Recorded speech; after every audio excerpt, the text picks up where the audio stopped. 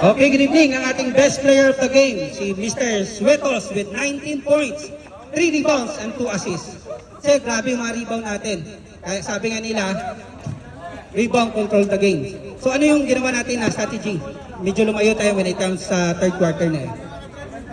Ano lang yung teamwork. Focus lang dun sa plan namin. Yung makabakuha namin lagi yung rebound. Makapunta sa Sir, ano ba yung instruction ng coach nyo nung bandang fourth quarter? Kasi medyo lumayo na. So ano yung tactics nyo para hindi na mahabol?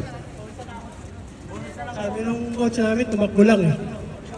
Yun lang. Basta takbo lang. Para makapunta siya. Baka may pasasalamatan tayo sir, napatayin na tayo ng ilaw. Salamat sa basketballista sa opportunity na makapagpapawis kami dito kahit